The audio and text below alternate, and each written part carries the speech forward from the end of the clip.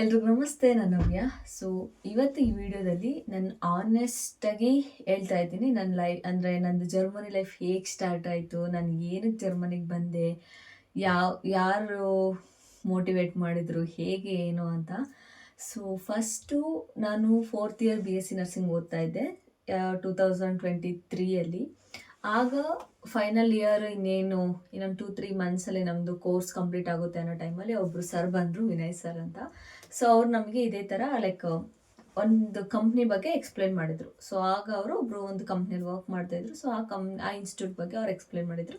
ನೋಡಿ, ಈ ಥರ ಜರ್ಮನಿಗೆ ಆಪರ್ಚುನಿಟಿ ಇದೆ, ಸೊ ಯಾರಿಗೆಲ್ಲ ಇಂಟ್ರೆಸ್ಟ್ ಇದೆ ಜಾಯ್ನ್ ಆಗಿ. ಅಂದರೆ ಅವರು ಹೇಳಿದ್ದು, ಅವ್ರು ಕೊಟ್ಟಿದ್ದ ಪ್ರೆಸೆಂಟೇಷನ್, ವೇ ಆಫ್ ಪ್ರೆಸೆಂಟೇಷನ್ ಹೇಗಿತ್ತಪ್ಪ ಅಂದರೆ ತುಂಬ ಲೈಕ್ ಅಟ್ರಾಕ್ಟಿವ್ ಆಗಿತ್ತು. ಅಂದರೆ ನಾನು ಹೋಗಲೇಬೇಕು ಜರ್ಮನಿಗೆ. ಆ್ಯಕ್ಚುಲಿ ನಾನು ಹಳ್ಳಿಯಿಂದ ಬಂದಿದ್ದು. ಸೊ ನಾನು BSc ನರ್ಸಿಂಗು ಮಾಡಬೇಕು ಅಂತ ಅಂದ್ಕೊಂಡಿರಲಿಲ್ಲ. ಸೊ ಹೇಗೋ BSc ನರ್ಸಿಂಗ್ ಮಾಡಿದೆ, ಜಾಯ್ನ್ ಆದೆ. ಅದು ಕೊನೆಗೆ ಇಷ್ಟ ಆಯಿತು ಪ್ರೊಫೆಷ್ನಲ್. ಅದಾದಮೇಲೆ ನಾನು ಯಾವತ್ತೂ ಕನಸು ಕಂಡಿರಲಿಲ್ಲ ಲೈಕ್ ನಾನು ಹಿಂಗೇನೋ ಬೇರೆ ದೇಶಕ್ಕೆ ಹೋಗಬೇಕು ಅಂತ. ಆ್ಯಂಡ್ ನಾನು ಮೈಸೂರಿಗೆ ಬಂದಾಗ ನನ್ನ ಫ್ರೆಂಡ್ಸ್ಗಳು, ಈ ಕೇರಳ ಫ್ರೆಂಡ್ಸ್ ಎಲ್ಲ ಜಾಸ್ತಿ, ಅವರೆಲ್ಲ ತುಂಬ ಜನ ಫ್ರೆಂಡ್ಸ್ ಇದ್ದರು.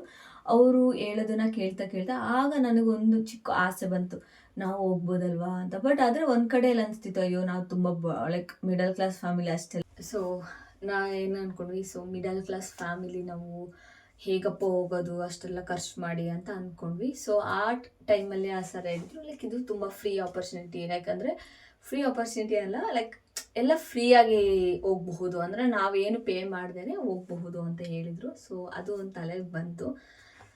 ಸೊ ಆವಾಗ ಅಂದ್ಕೊಂಡೆ, ಓಕೆ ಅಮೌಂಟ್ ಏನು ಜಾಸ್ತಿ ಪೇ ಮಾಡೋದಿಲ್ಲ, ಹೋಗಬೇಕು, ಯಾರಿಗೆ ಸಿಗುತ್ತೆ ಈ ಥರ ಆಪರ್ಚುನಿಟಿ ಅಂತ ಅಂದ್ಕೊಂಡು ಸ್ಟಾರ್ಟ್ ಮಾಡಿದೆ. ಲೈಕ್ ಅಪ್ಪಾಜಿ ಅಮ್ಮನ್ನೆಲ್ಲ ಒಪ್ಪಿಸ್ದೆ. ತುಂಬ ಕಷ್ಟ ಆಯಿತು ಅವ್ರನ್ನ ಒಪ್ಸೋದಕ್ಕೆ, ಏಕೆಂದರೆ ನಾನು ವಿನಯ್ ಸರ್ ತುಂಬಾ ಹೆಲ್ಪ್ ಮಾಡಿದ್ದಾರೆ ಈ ಟೈಮಲ್ಲಿ. ಯಾಕೆಂದರೆ ಅವರು ನಮ್ಮ ಅಪ್ಪ ಅಮ್ಮನ ಜೊತೆ ಎಲ್ಲ ಮಾತಾಡಿ ಕನ್ವಿನ್ಸ್ ಮಾಡಿದ್ರು. ಆ್ಯಂಡ್ ಫೈನಲಿ ಅವರು ಒಪ್ಕೊಂಡ್ರು. ದೆನ್ ಮೇನ್ ಇಂಪಾರ್ಟೆಂಟ್ ನಾನು ಇದಕ್ಕೆ ಯಾಕಪ್ಪ ಜಾಯ್ನ್ ಆಗಬೇಕು ಅಂತ ಅಂದ್ಕೊಂಡಿದ್ದು, ಮೇನ್ ಸ್ಯಾಲ್ರಿ. ಸೊ ಸ್ಯಾಲ್ರಿ ಯಾಕಂದರೆ 2.5 ಲಕ್ಷದಿಂದ 3 ಲಕ್ಷ ಸ್ಯಾಲ್ರಿ ಅಂತ ಹೇಳಿದ್ರು. ಆ್ಯಂಡ್ ಅದು ನನ್ನ ತಲೆಗೆ ತುಂಬ ಕುತ್ಕೋತು. ಸ್ಯಾಲ್ರಿನ ಇಂಪಾರ್ಟೆಂಟ್, ಇಲ್ಲಿ ಎಷ್ಟೇ ದುಡಿದ್ರೂ ಅಷ್ಟು ದುಡಿಯೋಕ್ಕಾಗಲ್ಲ. ಇಲ್ಲಿ ಕೊಡೋದು 20,000ದಲ್ಲಿ ಎಲ್ಲ ಖರ್ಚು ತೆಗೆದು ಉಳಿಯೋ 10,000ನೂ ಸರಿಯಾಗಿ ಉಳಿಯೋಲ್ಲ ಅಂತ ತಲೆಗೆ ಬಂತು. ಸೊ ಹಾಗಾಗಿ ಲೈಕ್ ಓಕೆ ಇದನ್ನು ತಗೊಳ್ಳೋಣ, ಈ ಜರ್ನಿ ಸ್ಟಾರ್ಟ್ ಮಾಡೋಣ ಅಂತ ಅಂದ್ಕೊಂಡೆ. ಆ್ಯಂಡ್ ಏನೆಲ್ಲ ಕಷ್ಟ ಇದೆ ಅದೆಲ್ಲ ಬರಲಿಲ್ಲ, ಆಗ ನಂಗೆ ಗೊತ್ತಾಗಲಿಲ್ಲ. ಸೊ ಜಸ್ಟು ಸ್ಯಾಲ್ರಿ ಒಂದಿದೆ, ಚೆನ್ನಾಗಿದೆ, ಓಕೆ ಸೆಟ್ಲ್ ಆಗ್ಬೋದು.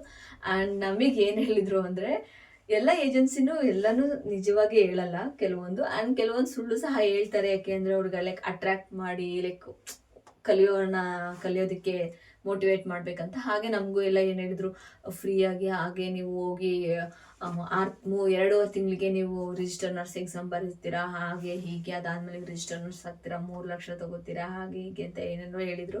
ಅದಾದಮೇಲೆ ನಿಮಗೆ ಫ್ಯಾಮಿಲಿ ವೀಸಾ ಎಲ್ಲ ಸಿಗುತ್ತೆ ಅಂತ ಅರ್ಧ ನಿಜ ಅರ್ಧ ಸುಳ್ಳು ಸಹ ಹೇಳಿ ಲೈಕ್ ಮೋಟಿವೇಟ್ ಮಾಡಿದ್ರು, ಲೈಕ್ ಈ ಜರ್ಮನ್ ಲ್ಯಾಂಗ್ವೇಜ್ ಜಾಯ್ನ್ ಆಗೋದಕ್ಕೆ. ನಮಗೆ ಬೇಕಾಗಿರೋದು ಲ್ಯಾಂಗ್ವೇಜ್, ಅವ್ರಿಗೆ ಬೇಕಾಗಿದ್ದು ಸ್ಟೂಡೆಂಟ್ಸ್ಗಳು. ಸೊ ಎನಿವೇ ನಾವು ಜಾಯ್ನ್ ಆದ್ವಿ. ಇನ್ನೊಂದು ಏನಪ್ಪ ರೀಸನ್ನು ಯಾಕೆ ಜರ್ಮನಿ ಚೂಸ್ ಮಾಡಬೇಕು ಅಂದರೆ, ಒಂದು ಸ್ಯಾಲ್ರಿ, ಮೇನ್ ಇಂಪಾರ್ಟೆಂಟ್ ಸ್ಯಾಲ್ರಿ ಚೆನ್ನಾಗಿದೆ. ಆ್ಯಂಡ್ ಇನ್ನೊಂದು ಅವ್ರು ಏನು ಹೇಳಿದ್ರು ಅಂದರೆ ವರ್ಕ್ ಲೈಫ್ ಬ್ಯಾಲೆನ್ಸ್ ತುಂಬಾ ಚೆನ್ನಾಗಿದೆ ಅಂತೆಲ್ಲ ಹೇಳಿದರು. ಏಕೆಂದರೆ ವಾರದಲ್ಲಿ 5 ದಿನ ಕೆಲಸ ಮಾಡಬೇಕು, 2 ದಿನ ರಜಾ. ಅದೇ ಥರ ನಿಮಗೆ 8 ಡೇಸ್ ಲೈಕ್ ಒಂದು ಮಂತಲ್ಲಿ 8 ಡೇಸ್ ವೀಕ್ ಆಫ್ಸ್ ಇರುತ್ತೆ. ಅದ್ರ ಜೊತೆಗೆ ಸಿಕ್ ಲೀವು ಮತ್ತು ಆ್ಯನ್ಯುವಲ್ ಲೀವು ಎಲ್ಲ ಇರುತ್ತೆ ಅಂತೆಲ್ಲ ಹೇಳಿದರು. ಸೊ ಆಗ ಓಕೆ, ಯಾರಿಗಪ್ಪ ಇಲ್ಲ ಈ ಥರ ಆರಾಮ್ಸೆ ಮಾಡ್ಬೋದು ಅಂತ. ಆ್ಯಂಡ್ ಅದರಲ್ಲಿ ಇತ್ತು ಪರ್ ವೀಕಲ್ಲಿ ನಾವು 38 hours ವರ್ಕ್ ಮಾಡಬೇಕು, 38.5 ಏನೋ ವರ್ಕ್ ಮಾಡ್ಬೇಕಂತಲೇ ಹೇಳಿದರು. ಸೊ ಇಷ್ಟೆಲ್ಲ ಇರುವಾಗ ಇಲ್ಲೇನು ಕಷ್ಟವಾಗಿ ಕೆಲಸ ಮಾಡಿದ್ರು ವೀಕ್ ಆಫ್ ಸರಿಯಾಗಿ ಕೊಡಲ್ಲ. ಕಂಪೇರ್ ಮಾಡಿದ್ರೆ ನಮಗೆ ಕರ್ನಾಟಕದಲ್ಲಿ ಇರೋದೇ 4 ವೀಕ್ ಆಫ್. ಸೊ 4 ಸಂಡೆಗೆ 4 ವೀಕ್ ಆಫ್ ಅಷ್ಟೇ. ಅದು ಏನಾದರೂ PHRH ಇದ್ದರೆ ಅದು ಅಷ್ಟೇ, ಅದು ಬಿಟ್ಟರೆ ಇನ್ಯಾವುದು ಎಕ್ಸ್ಟ್ರಾ ಸಿಕ್ ಲೀವು ಅದೆಲ್ಲ ಏನು ಎಕ್ಸ್ಟ್ರಾ ಕೊಡ್ತಾ ಇರಲಿಲ್ಲ. ಆ್ಯಂಡ್ ಇಲ್ಲಿ ಗೌರ್ಮೆಂಟ್ ರಜೆಗಳಿದ್ದಾಗಲೂ ರಜೆ ಇರುತ್ತೆ, ಅದಲ್ಲದೆ 8 ವೀಕ್ ಆಫ್ಸ್ ಜೊತೆ ಸಿಕ್ ಲೀವ್ಸ್ಗಳು, ಅದಾದಮೇಲೆ ಆ್ಯನ್ಯುವಲ್ ಲೀವ್, ಇಷ್ಟೆಲ್ಲ ಎಕ್ಸ್ಪ್ಲೈನ್ ಮಾಡಿದಾಗ ಲೈಕ್ ತುಂಬ ಅಟ್ರಾಕ್ಟಿವ್ ಆಯಿತು, ಯಾಕೆ ಜರ್ಮನಿಗೆ ಹೋಗ್ಬಾರ್ದು ಅಂತ. ಆ್ಯಂಡ್ ಇದ್ರ ಜೊತೆಗೆ ಇನ್ನೊಂದು ಏನು ಆ್ಯಡ್ ಆಗುತ್ತೆ ಅಂದರೆ, ಲೈಕ್ ವೈಟರ್ ಬಿಲ್ಡಿಂಗ್ ಲೈಕ್ ಅಂದರೆ ಫರ್ದರ್ ಎಜುಕೇಷನ್. ಸೊ ಏನಪ್ಪ ಅಂದರೆ ಜರ್ಮನಿಲಿ ತುಂಬ ಆಪರ್ಚುನಿಟೀಸ್ ಇದೆ ನಿಮಗೆ. ಮತ್ತೆ ಲೈಕ್ ಹೇಗೆ ನೀವು ಕಂಟಿನ್ಯೂ ಮಾಡ್ತೀರಾ ಎಜುಕೇಷನು ಅಂತ ಅಂದರೆ ಲೈಕ್ ಹಾಸ್ಪಿಟ್ಲಲ್ಲೇ ಸಪೋರ್ಟ್ ಮಾಡ್ತಾರೆ ಅಂತಲೇ ಹೇಳಿದರು. ಆ್ಯಂಡ್ ಅದೇನು ಅಂದರೆ ಇಲ್ಲಿ ನಮಗೆ ಗೊತ್ತಿರೋ ಥರ ನಾವು ಒಂದೊಂದು ಡಿಪಾರ್ಟ್ಮೆಂಟಲ್ಲೂ ಸ್ಪೆಷಲಿಸ್ಟಾಗಿ ಓದ್ಬೋದು. ಫಾರ್ ಎಕ್ಸಾಂಪಲ್ ICU ಆಗಿರ್ಬೋದು, ಕಾರ್ಡಿಯೋ, ನಿಯಾಲಜಿ, ಲೈಕ್ NICU ಬಗ್ಗೆ, ಅಥವಾ ಹೂಂಡು, ಅಥವಾ ಇನ್ಫೆಕ್ಷನ್ ಕಂಟ್ರೋಲ್, ವಾಟ್ ಎವರ್ ಏನೇನೋ ತುಂಬ ಎಲ್ಲ ಡಿಪಾರ್ಟ್ಮೆಂಟಿಗೂ ನಾವು ಎಕ್ಸ್ಟ್ರಾ ಕೋರ್ಸ್ಗಳಿರುತ್ತೆ. ಸೊ ಆ ಎಕ್ಸ್ಟ್ರಾ ಕೋರ್ಸ್ ಮಾಡಿಕೊಂಡ್ರೆ ನಿಮಗೆ ನೆಕ್ಸ್ಟ್ ಎಕ್ಸ್ಟ್ರಾ ಸ್ಯಾಲ್ರಿ ಸಹ ಬರುತ್ತೆ ಅಂತ ಎಲ್ಲ ಹೇಳಿದರು. ಸೊ ಅದನ್ಕೊಂಡು ಓಕೆ ತುಂಬ ಆಪರ್ಚುನಿಟಿ ಇದೆ ಅಂತ ಲೈಕ್ ತುಂಬ ಖುಷಿ ಆಯಿತು. ಲೈಕ್ ಅವರ ಎಕ್ಸ್ಪ್ಲೈನ್ ಮಾಡಿದ ರೀತಿ ತುಂಬ ಅಟ್ರಾಕ್ಟಿವ್ ಆಗಿತ್ತು. ಆ್ಯಂಡ್ ಅದಕ್ಕೆ ನಾನು ಒಪ್ಕೊಂಡೆ. ಆ್ಯಂಡ್ ದೆನ್ ಅದಾದಮೇಲೆ ಇನ್ನೊಂದು ಏನು ಅಂದರೆ ಲೈಕ್ ಅವ್ರು ಹೇಳಿದರು, ಕೆಲವು ನಿಜ ಕೆಲವು ಸುಳ್ಳು ಹೇಳಿದರು ಅಂತ ನಾನು ಹೇಳಿದ್ದೆ. ಲೈಕ್ ಅಂದರೆ ಫ್ಯಾಮಿಲಿ ವೀಸಾ ಎಲ್ಲ ಸಿಗುತ್ತೆ ಹಂಗೆ ಹಿಂಗೆ ಅಂತ ಹೇಳಿದ್ರು, ಬಟ್ ಅದು ನಿಜ ಅಲ್ಲ, ಸುಳ್ಳು. ಸೊ ಓಕೆ ನೀವೇ ಒಪ್ಕೊಂಡ್ವಿ. ಆ್ಯಂಡ್ ಇನ್ನೊಂದು ನಿಮಗೆ ಬೇಗ ಪರ್ಮನೆಂಟ್ ರೆಸಿಡೆಂಟ್ ಸಿಗುತ್ತೆ ಹಂಗೆ ಅಂತ ಹೇಳಿದರು. ಸೊ ಓಕೆ, ಅದೆಲ್ಲ ಬೇಗ ಸಿಗಲ್ಲ, ಬಟ್ ಕೆಲವೊಂದು ಸುಳ್ಳು ಹೇಳಿದ್ರು ಅಂತ ಹೇಳಿದ್ದೆ ಅಲ್ವಾ, ಕೆಲವು ಸುಳ್ಳು ಇದೆ. ಸೊ ಓಕೆ, ಇಷ್ಟೆಲ್ಲ ಆಪರ್ಚುನಿಟಿ ಇದೆ ಅಂತ ಹೇಳಿದ್ಮೇಲೆ ಆ್ಯಂಡ್ ನನಗೆ ತುಂಬ ಓಕೆ ಜಾಯ್ನ್ ಆಗ್ಬೋದು ಹೇಗೆ ಅಂದ್ಬಿಟ್ಟು ಲೈಕ್ ಇಷ್ಟೆಲ್ಲ ಇದ್ಮೇಲೆ ಯಾಕೆ ಜಾಯ್ನ್ ಆಗಬಾರ್ದು ಅಂತ ಅಂದ್ಕೊಂಡು ಇದಕ್ಕೆ ಜಾಯ್ನ್ ಆಗಿದ್ದು. ಆ್ಯಂಡ್ ಇನ್ನೊಂದು ಲೈಕ್ ಇದೆಲ್ಲ ಪ್ರೊಸೆಸ್ಸು ಫ್ರೀ, ನಾವು ಬರೀ 20,000 ಪೇ ಮಾಡಬೇಕು. ಆ್ಯಂಡ್ ಇನ್ನು ಬಾಕಿ ಎಲ್ಲನೂ ಕಂಪ್ನಿನೇ ಪೇ ಮಾಡುತ್ತೆ ಅಂತ ಹೇಳಿದರು. ಆ್ಯಂಡ್ ಅದು ಒಂದು ಮೇನ್ ಇಂಪಾರ್ಟೆಂಟ್ ಪಾಯಿಂಟು, ಅದಕ್ಕೋಸ್ಕರನೇ ಜಾಯ್ನ್ ಆಗಿದ್ದು. ಏಕೆಂದರೆ ನಾನೇ ಸ್ವಂತ ಎಲ್ಲ ಪೇ ಮಾಡಿ ಹೋಗೋದಾಗಿದ್ದರೆ ನಾನು ಖಂಡಿತ ಇದಕ್ಕೆ ನಾನು ಬರ್ತಾ ಇರಲಿಲ್ಲ. ಆ್ಯಂಡ್ ಇವತ್ತು ನಾನು ಜರ್ಮನಿಲೂ ಸಹ ಇರ್ತಾ ಇರಲಿಲ್ಲ. ಮೇನ್ ಇಂಪಾರ್ಟೆಂಟ್ ಎಲ್ಲನೂ ಅವರೇ ನೋಡ್ಕೋತೀವಿ, ನೀವು ಜಸ್ಟ್ 20,000 ಪೇ ಮಾಡೋದು, ಅದು ಇನ್ಸ್ಟಾಲ್ಮೆಂಟಲ್ಲಿ ಮಾಡಿ ಒಂದು 5,000 10,000 ಆ ಥರ ಅಂತ ಹೇಳಿದರು. So this is the big like ಒಂದು main plus point and important thing ಏನಕ್ಕೆ ನಾನು ಇದನ್ನು ಚೂಸ್ ಮಾಡಿಕೊಂಡೆ ಅದಕ್ಕೋಸ್ಕರ ನಾನು ಚೂಸ್ ಮಾಡಿಕೊಂಡೆ ಜರ್ಮನಿಗೆ ಬರಬೇಕು ಅಂತ. ಸೊ ಬಂದೆ. ಆ್ಯಂಡ್ ಹೇಗೂ ನಡೀತಾ ಇತ್ತು. ಅದಾದಮೇಲೆ ಆಫ್ಲೈನ್ ಕ್ಲಾಸ್ಗಳು ಇರಲಿಲ್ಲ. ಅದಾದಮೇಲೆ ನಮ್ಗೆ ಆನ್ಲೈನ್ ಕ್ಲಾಸ್ ಅಂತ ಹೇಳಿದ್ರು. ಸೊ ಆನ್ಲೈನ್ ಕ್ಲಾಸ್ ನಾವು ಜಾಯ್ನ್ ಆಗಿ ಅದಾದಮೇಲೆ ಕಲಿತಾ ಇದ್ದೆ. ಸೊ ಅದ್ರ ನಡುವೆ ನಾನು ಡ್ಯೂಟಿಗೂ ಸಹ ಜಾಯ್ನ್ ಆಗಿದ್ದೆ. ಜಾಯ್ನ್ ಆಗ್ತಾ ನಾನು ಲ್ಯಾಂಗ್ವೇಜು ಸಹ ಕಲಿತಾ ಇದ್ದೆ. ಅದಾದಮೇಲೆ ನಮಗೆ ಒಂದು ಸಲ ಹೇಳಿದ್ರು ಲೈಕ್ ಆಫ್ಲೈನ್ ಕ್ಲಾಸ್ ಇದೆ ಆ್ಯಂಡ್ ನಾವೇ ಎಲ್ಲ ಪ್ರೊವೈಡ್ ಮಾಡ್ತೀವಿ, ಅಕೊಮೊಡೇಷನ್ ಆನ್ ಫುಡ್, ನೀವು ಬ್ಯಾಂಗ್ಳೂರಿಗೆ ಬರಬೇಕು ಅಂತಂದರು. ಸೊ ಅಲ್ಲಿ ಸ್ಟಾರ್ಟ್ ಆಗಿದ್ದು ಲೈಕ್ ತುಂಬ ಕನ್ಫ್ಯೂಷನ್, ಯಾರು ತಾನೇ ಇಷ್ಟು ಫ್ರೀಯಾಗಿ ಕೊಟ್ಟು ಕರ್ಸ್ಕೋತಾರೆ, ಹೇಗಪ್ಪ ಏನು, ಏಕೆಂದರೆ ಯಾರು ನಂಬಕ್ಕೆ ಲೈಕ್ ರೆಡಿ ಇರಲಿಲ್ಲ. ಬಿಕಾಸ್ ತುಂಬ ನಾವು ನ್ಯೂಸಲ್ಲೆಲ್ಲ ಕೇಳ್ತಿರೋ ಪ್ರಕಾರ ಹಾಗಾಗುತ್ತೆ ಹೀಗಾಗುತ್ತೆ, ಲೈಕ್ ಹುಡುಗಿಯರ್ನೆಲ್ಲ ಕರ್ಕೊಂಡು ಹೋಗ್ತಾರೆ, ಅಲ್ಲಿ ಸೇಲ್ ಮಾಡ್ತಾರೆ, ಹಂಗೆ ಹಿಂಗೆ ಅನ್ನೋದೇ ತಲೆಯಲ್ಲಿ ಜಾಸ್ತಿ ಇತ್ತು. ಅಪ್ಪ ಅಮ್ಮಂಗೂ ಕಳ್ಸೋಕೆ ಧೈರ್ಯನೇ ಇರಲಿಲ್ಲ. ಆಮೇಲೆ ಓಕೆ ಎಲ್ಲ ವಿನಯ್ ಸರ್ ಮೇನ್ ಇಂಪಾರ್ಟೆಂಟ್, ಅವ್ರು ನಮಗೆ ತುಂಬ ಲೈಕ್ ಧೈರ್ಯ ಕೊಟ್ಟಿದ್ದು ಜಾಸ್ತಿ. ಅವರೇನೆ ಲೈಕ್ PG ಎಲ್ಲ ಹುಡ್ಕೊಟ್ಟಿದ್ದು ಸಹ ಅಲ್ಲಿ ಅವರೇನೆ ಅಂತ ಹೇಳಿದರು. ಬಟ್ ಅದೆಲ್ಲ ಮಾಡುವಾಗ ಓಕೆ. ಆ್ಯಂಡ್ ನನ್ನ ಜೊತೆ ನನಗೆ ಇನ್ನೊಂದು ಧೈರ್ಯನ, ನಾವು ತುಂಬ ಜನ ಫ್ರೆಂಡ್ಸ್ಗಳಿದ್ವಿ. ಅಂದರೆ ನಾವು ಟೋಟಲ್ ನಾವು ಸೇಮ್ ಕಾಲೇಜಲ್ಲಿ 7 ಜನ, 2 GNM, ಇನ್ನು ನಾವು ಒಂದು 4-5 ಜನ ನಾವು BSc ನರ್ಸಿಂಗ್ ಮಾಡಿದವರು ಇದ್ವಿ. ಸೊ ಅಷ್ಟು ಜನನೂ ನಾವು ಒಟ್ಟಿಗೆ ಬ್ಯಾಂಗ್ಳೂರಿಗೆ ಹೋಗಿದ್ವಿ. ಸೊ ಅಂದರೆ ನಾವು ಒಂದೇ ಹತ್ರ ಗಾಯತ್ರಿ ಇನ್ಸ್ಟಿಟ್ಯೂಟ್ ಇರೋದು ಇಂದ್ರನಗರ್, ಆ್ಯಂಡ್ ಅಲ್ಲಿಂದ ಸ್ವಲ್ಪ ವಾಕೇಬಲ್ ಇರೋದೊಂದು ಲೈಕ್ ಏರಿಯಾದ ತಿಪ್ಸಂದ್ರ ಅಂತ. ಸೊ ಅಲ್ಲಿ ನಮಗೆ PG ಮಾಡಿದರು, ಏಕೆಂದರೆ ಇಂದ್ರನಗರದಲ್ಲಿ ತುಂಬ ಕಾಸ್ಟ್ಲಿ. ಸೊ ಅವ್ರು ತಿಪ್ಸಂದ್ರದಲ್ಲಿ PG ಮಾಡಿದ್ರು, ಅಲ್ಲಿ ಕಮ್ಮಿ ಅಂತ. ಸೊ ಎನಿವೇ ಎಲ್ಲ ಆಯಿತು. ನಾವು March 1, 2024 ಆ ಥರ ಹೋದ್ವಿ ನಾವೆಲ್ಲರೂ ಬ್ಯಾಂಗ್ಳೂರಿಗೆ. ಲೈಕ್ ಮೈಸೂರಿಂದ ನಾವೊಂದಿಬ್ಬರು ಒಟ್ಟಿಗೆ ಹೋದ್ವಿ, ಆ್ಯಂಡ್ ಬೇರೆ ಬೇರೆ ಕಡೆಯಿಂದ ಎಲ್ಲ ಫ್ರೆಂಡ್ಸ್ಗಳು ಬಂದರು. ಆ್ಯಂಡ್ ಲ್ಯಾಂಗ್ವೇಜ್ ಜರ್ನಿ ಸ್ಟಾರ್ಟ್ ಆಯಿತು.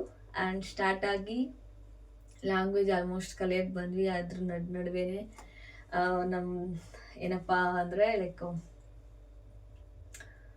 B1 ಎಕ್ಸಾಮ್ ಸ್ಟಾರ್ಟ್ ಆಯಿತು. ಸೊ B1 ಎಕ್ಸಾಮ್ಗೆ ನಮಗೆ ಹೈದ್ರಾಬಾದಿಗೆ ಬುಕ್ ಮಾಡಿದ್ರು. ಸೊ ಹೈದ್ರಾಬಾದಿಗೆ ಹೋದ್ವಿ ಆ್ಯಂಡ್ ಎಕ್ಸಾಮ್ ಬರೆದ್ವಿ. ಆ್ಯಂಡ್ 2.5 ಮಂತಿಗೆ ರಿಸಲ್ಟ್ ಬಂತು. ಒಂದಿಬ್ಬರು ಫಸ್ಟ್ ಅಟೆಂಪ್ಟಿಗೆ ಪಾಸ್ ಆದರು, ಆ್ಯಂಡ್ ಇನ್ನು ಕೆಲವರು ಫೇಲ್ ಆದ್ವಿ. ಆ್ಯಂಡ್ 2-3 ಆ ಥರ ಎಲ್ಲ ಫೇಲ್ ಆಯಿತು. ಆ್ಯಂಡ್ ನಂದು ಅದರಲ್ಲಿ ನಾನು 3 ಮಾಡಿಲ್ ಒಂದೇ ಸಲ ಪಾಸ್ ಮಾಡಿದೆ, ಆ್ಯಂಡ್ 1 ಮಾಡಿಲ್ ಫೇಲ್ ಆಗಿತ್ತು. ಸೊ ಎನಿವೇ ಅದನ್ನು ಅಲ್ಲಿಗೆ ಡ್ರಾಪ್ಔಟ್ ಮಾಡಿದೆ, ಏಕೆಂದರೆ ಅವ್ರಿಗೆ ಬೇಕಾಗೋದು B2 certificate. So no need B1 certificate. Then exam again ಬರೆಯೋದೇನು ಬೇಡ. ಏಕೆ ಅಂದರೆ ಒಂದ್ಸಲ ಎಕ್ಸಾಮ್ ಬರೆಯೋದಕ್ಕೆ ಕಂಪ್ನಿ ಪೇ ಮಾಡುತ್ತೆ, ಇನ್ನೊಂದ್ಸಲ ಎಕ್ಸಾಮ್ ಬರೆಯಬೇಕು ಅಂದರೆ ಅದು ನಾವೇ ಸ್ವಂತ ದುಡ್ಡು ಹಾಕಿ ಬರೀಬೇಕು ಅಂತ ಹೇಳಿದ್ರು. ಸೊ ಹಾಗಾಗಿ ಯಾರು ಮತ್ತೆ ಇನ್ನೊಂದ್ಸಲ ಬರೆಯೋದಕ್ಕೆ ಪ್ರಯತ್ನ ಪಡಲಿಲ್ಲ. ಸೊ ಅದಾದಮೇಲೆ B2 ಕಂಪ್ಲೀಟ್ ಮಾಡಿದ್ವಿ. ಕಂಪ್ಲೀಟ್ ಮಾಡಿ ಆಮೇಲೆ ನೆಕ್ಸ್ಟ್ ಎಕ್ಸಾಮ್ಗೆ ನಮಗೆ ಗಾಯತ್ರಿ ಇನ್ಸ್ಟಿಟ್ಯೂಟಲ್ಲೇ ನಮಗೆ ಏನಪ್ಪ ಅಂದರೆ ಎಕ್ಸಾಮ್ಗೆ ಎಲ್ಲ ಲೈಕ್ ಬುಕ್ ಮಾಡಿದ್ರು, ಸೀಟೆಲ್ಲ ಅಲಾಟ್ ಮಾಡಿದ್ರು. ಲೈಕ್ ಅಲ್ಲೇ ಅವರು ರಿಜಿಸ್ಟರ್ ಮಾಡಿಸಿದ್ರು ಎಕ್ಸಾಮ್ ಬರೆಯೋದಕ್ಕೆ. ಎಲ್ಲರೂ ಪ್ರಿಪೇರ್ ಆದ್ವಿ ಆ್ಯಂಡ್ ಜಾನಲ್ಲಿ ಎಕ್ಸಾಮ್ ಇತ್ತು. ಸೊ ಎಕ್ಸಾಮ್ ಬರೆದ್ವಿ ಆ್ಯಂಡ್ ತುಂಬ ಜನ ಫೇಲು ಆ್ಯಂಡ್ ಯಾರ್ದು ಒಂದು ಅಟೆಂಪ್ಟಿಗೆ ಪಾಸ್ ಆಗಿಲ್ಲ, ಯಾಕೆಂದರೆ B2 ತುಂಬಾ ಕಷ್ಟ ಇತ್ತು. ಅದಾದಮೇಲೆ ನಂದೊಂದು ಅಷ್ಟು ಫೇಲ್ ಆಗಿತ್ತು. ಹೇಗೆ ಅಂದರೆ ಲೈಕ್ ನಾನು ಡಿಸೆಂಬರ್ ಕೋರ್ಸ್ ಮುಗಿದ ತಕ್ಷಣ ನಾನು ಜಾಬಿಗೆ ಜಾಯ್ನ್ ಆದೆ. ಅಲ್ಲಿ ಇಂದಿರಾನಗರದಲ್ಲಿ ಒಂದು ಮದರ್ಹುಡ್ ಹಾಸ್ಪಿಟಲ್ ಇತ್ತು. ಸೊ ಅಲ್ಲಿ ನಾನು NIC ವರ್ಕ್ ಮಾಡೋದಕ್ಕೆ ಸ್ಟಾರ್ಟ್ ಮಾಡಿದೆ. ವರ್ಕ್ ಮಾಡ್ತಾನೆ ನಾನು ಎಕ್ಸಾಮ್ಗೆ ಪ್ರಿಪೇರ್ ಆಗ್ತಾಯಿದ್ದೆ.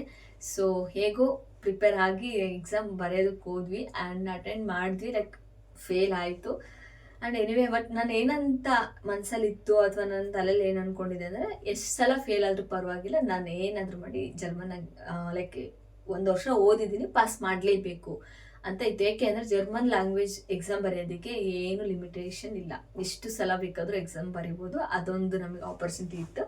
ಸೊ ಟ್ರೈ ಮಾಡ್ಬೋದಲ್ಲ, ಯಾಕೆ ಸುಮ್ಮನೆ ಒಂದು ಅಟೆಂಪ್ಟಿಗೆ ಬಿಡಬೇಕು ಅನ್ನೋದೊಂದಿತ್ತು. ಆ್ಯಂಡ್ ನಾನು ಅನ್ಕೊಂಡು ಆವಾಗ ನಾನು ಅರ್ನ್ ಮಾಡ್ತಾಯಿದ್ದೆ. ನನ್ನ ಮನೇಲಿ ಏನು ಕೇಳ್ತಾ ಇರಲಿಲ್ಲ ನಾ ಎಕ್ಸಾಮ್ ಫೀಸ್ಗೆಲ್ಲ. ಸೊ ನಾನು ಏನು ದುಡಿತಾ ಇದ್ದೆ ಅದರಲ್ಲೇ ನಾನು ಅಡ್ಜಸ್ಟ್ ಮಾಡ್ಕೊಂಡು ಎಕ್ಸಾಮ್ ಫೀಸ್ಗೆಲ್ಲ ಪೇ ಮಾಡಿದೆ. ಆಲ್ಮೋಸ್ಟ್ 1-2 ಸಲ ಬರೆದೆ, 2 ಸಲಗೆ ಇನ್ನೊಂದು 2 ಮಾಡ್ಯೂಲ್ ಪಾಸ್ ಆಯಿತು ಆ್ಯಂಡ್ ಇನ್ನೊಂದು ಅಟೆಂಪ್ಟ್ ಮಾಡಿದೆ ಅಲ್ಲೇ ಗಾಯತ್ರಿ ಇನ್ಸ್ಟಿಟ್ಯೂಟಲ್ಲಿ ಬ್ಯಾಂಗ್ಳೂರಲ್ಲಿ, ಮತ್ತೊಂದು ಪಾಸ್ ಆಯಿತು ಆ್ಯಂಡ್ ಇನ್ನೊಂದು ಎಕ್ಸ್ಪ್ರೆಷನ್ ಪಾಸೇ ಆಗ್ತಾ ನನಗೆ ಪ್ರಯತ್ನ ಮಾಡಿ ಸಾಕಾಯಿತು. ಆ್ಯಂಡ್ ಕೊನೆಗೆ ನನಗೆ ಬಂದಿದ್ದು ಹೈದ್ರಾಬಾದ್. ಸೊ ಹೈದ್ರಾಬಾದ್ ಯಾಕಪ್ಪ ಅಂದರೆ ಅಲ್ಲಿ ಪಾಸಿಂಗ್ ರೇಟ್ ತುಂಬ ಜಾಸ್ತಿ ಇದೆ. ಅಂದರೆ ಲೈಕ್ ಗಾಯತ್ರಿಯಲ್ಲಿ ತುಂಬ ಸ್ಟ್ರಿಕ್ಟ್, ಚೂರು ಮಿಸ್ಟೇಕ್ ಮಾಡಿದ್ರು ಹೋಯ್ತು ಮಾರ್ಕ್ಸು. ಬಟ್ ಹೈದ್ರಾಬಾದಲ್ಲಿ ಏನಪ್ಪ ಅಂದರೆ ಲೈಕ್ ಅವರು ಹೇಳಿರೋ ಪ್ರಕಾರ ಸ್ವಲ್ಪ ಲಿಬ್ರಲ್ ಆಗಿ ಮಾಡ್ತಾರೆ ಅಂತ ಹೇಳಿದರು. ಸ್ವಲ್ಪ ಏನಿಲ್ಲ, ಅಷ್ಟೊಂದು ಸ್ಟ್ರಿಕ್ಟ್ ಇಲ್ಲ ಅಂತ. ಸೊ ಹಾಗಾಗಿ ನಾನು ಹೈದ್ರಾಬಾದ್ ಚೂಸ್ ಮಾಡಿಕೊಂಡೆ.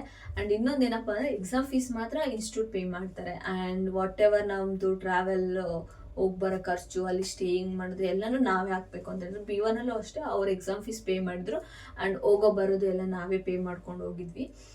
ಸೊ ಫೈನಲಿ ನಾನು ಎಕ್ಸ್ಪ್ರೆಷನ್ ಹೋಗಿ ಅಲ್ಲಿ ಬರೆದೆ ಆ್ಯಂಡ್ 2.5 ಮಂತ್ ಆದಮೇಲೆ ರಿಸಲ್ಟ್ ಬಂತು ಆ್ಯಂಡ್ ಫೈನಲಿ ನಾನು B2 ಕ್ಲಿಯರ್ ಆಯಿತು. I am so happy that time. ಅದಾದಮೇಲೆ ಮೇನ್ ಇರೋದು ಅದಾದಮೇಲೆ ನೆಕ್ಸ್ಟ್ ಪ್ರೊಸೆಸ್. ಸೊ ಆ ಟೈಮಲ್ಲಿ ತುಂಬ ಡಿಪ್ರೆಷನ್ಗೆ ಹೋಗಿದ್ದೆ ನಾನು, ಯಾಕಂದರೆ ತುಂಬ ಲಾಂಗ್ ಪ್ರೋಸೆಸ್ ಇದು. ಸೊ ಯಾಕೆ ಅಂತ ನಾನು ನಿಮಗೆ ಅದನ್ನು ನೆಕ್ಸ್ಟ್ ವಿಡಿಯೋದಲ್ಲಿ ಹೇಳ್ತೀನಿ, ಪಾರ್ಟ್ 2 ಅಲ್ಲಿ. ಸೊ ಕಂಟಿನ್ಯೂ ವಾಚ್ ಮಾಡಿ. ಬಾಯ್.